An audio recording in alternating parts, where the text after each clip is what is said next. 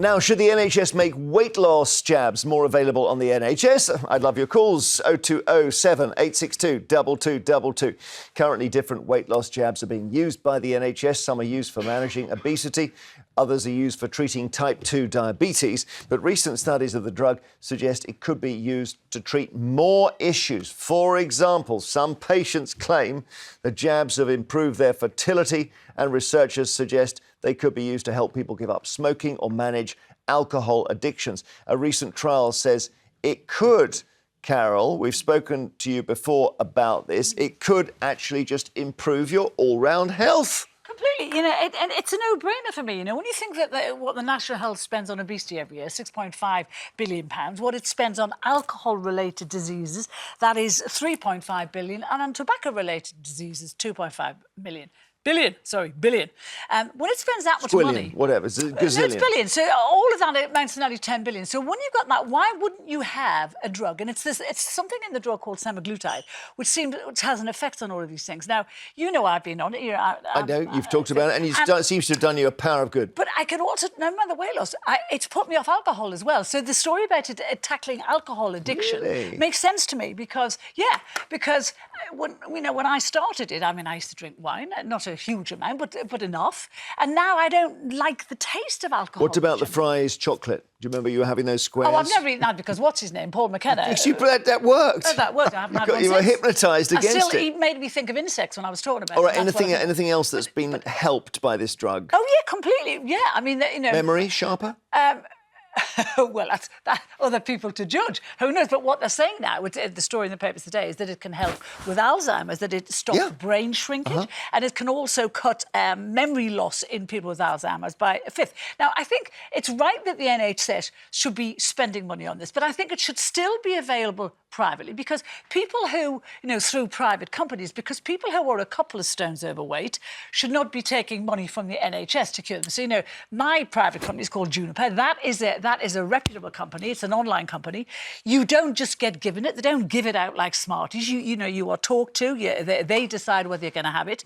I think the danger is that people are buying fake stuff online, which is very dangerous. That would be bad. That is very dangerous. But for the NHS, it's a no-brainer. OK, Phil, what do you think? OK, well, I've got three big thoughts on this.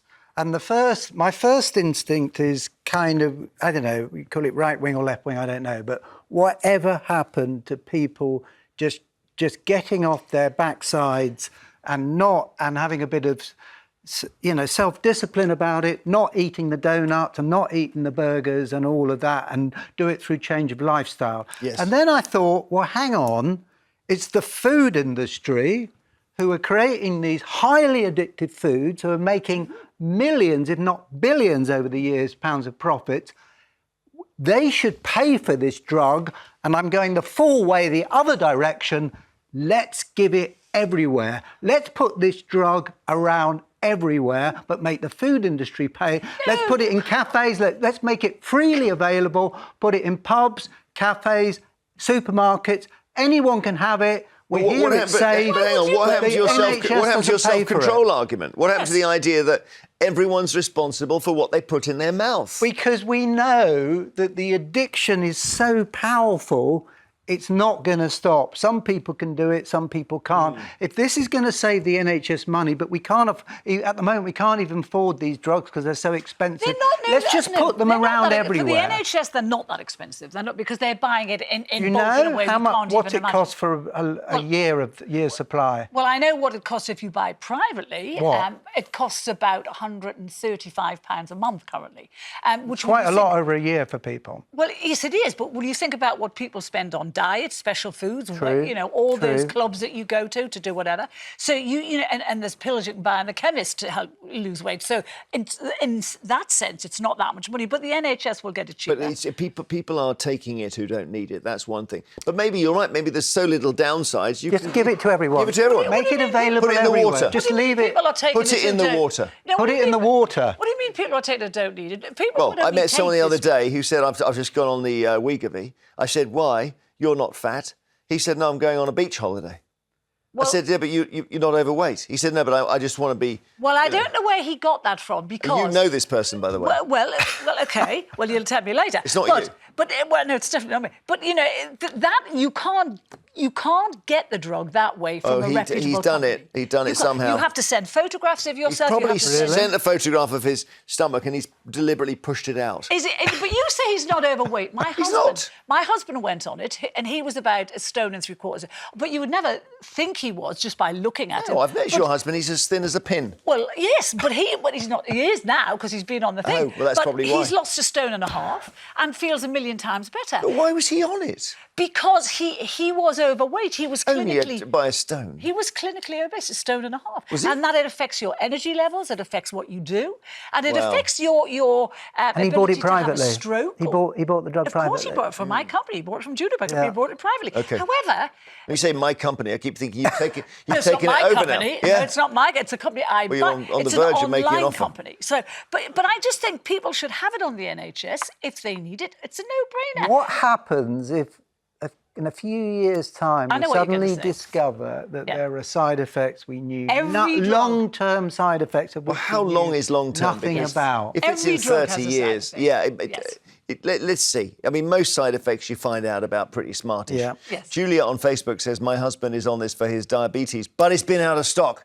Carol, It's priority I don't should know. be given to people with health issues. Now, this is wrong, because point. they keep an amount of it now for people who have diabetes. That is never put on sale for anyone else. So I don't. There was a shortage months and months ago. There is not a shortage now. OK. Gillian is on Twitter and she says, oh, the comment's just gone. We got it? Gillian on Twitter. Stick it up on the screen. Let's have a look. Says, if it's cheaper for the NHS in the long run, then why not? Exactly. Which is the argument both guests are making. Carl is in Ipswich. Hello, Carl. Hello. Well, how are you, Carl? I'm good, thank you, sir. What would you like to say? Well, there's a couple of comments. Yes, it should be, I think, made more widely available, but I think it should be either means tested. If you have the affordability, don't get it for free. The NHS has already got a lot of expense. But also the comment, I'm sorry, your lady that's on the with you. You don't know her name. Yeah. No, sorry. That's so all right. sorry. No, Carole Malone. That's all right. Don't worry. It's quietly furious. What was mentioned is, you mentioned earlier that if someone's just 2 stone overweight, they shouldn't get it. For the people that are greatly overweight or morbidly obese overweight should have it. So that sounds to me like you're rewarding people for being more overweight than the people. Just to be clear, what I said was the people who are just a bit overweight shouldn't get national health money to help them out. I'm talking about the people who are grossly overweight, who are in danger of, heart attacks, strokes, cancers, whatever. I do. I mean, obviously, we do have to raise people with anorexia here. And if you put Ozempic in the water, that would be catastrophic. But they're talking about making it in pills now as well, not the injection. I thought it was. Oh, it's injection. You inject it. It's mostly injection. I really fancy. I mean, if you look at the Olympics, right, they're all thin. Yeah. And they're thin because they're working their bodies. It goes. Apart from the weightlifters.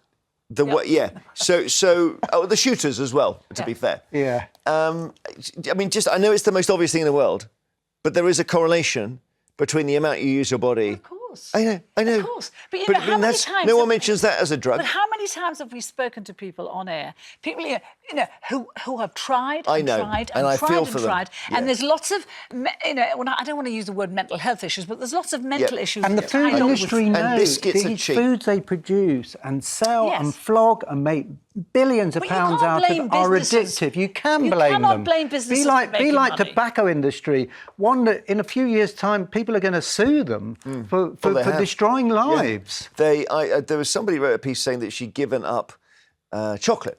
And she decided not, and she loves chocolate. I love chocolate, and I really related. She said she broke down in the shopping aisle in the supermarket, because she was trying to do her weekly shop and buy lettuce and whatever, and she kept seeing, chocolate out the corner of her eye. I'm pre-diabetic. Are you? And no, not anymore, surely. you can. It's very good for you to have very dark chocolate with 90%. And I love it. Well, 90% isn't chocolate, let's be fair. In a way, that's something why. else. Not bad. It's cardboard. In a way, that's why the drug is good, because what it does is it makes your brain not want to eat. So when you're walking past the chocolate aisle, you're not thinking, I really want to have that. Yeah, but I think if this thing came in and it was really widely available, I would think in terms of let's have a 10-year feast, eat everything, and then go on the drug when I'm 70. No, that's no. And that just feels wrong. You might be dead by the time you're 70. Well, yeah. You might have had a heart attack by then. Yeah. So there's no point waiting until that happens, is there? Yeah, there would be abuse of this drug, but there may be the good side effects of this thing are beginning to be quite surprising. Every day. Clarity of thought, yes. and less of a stroke chance.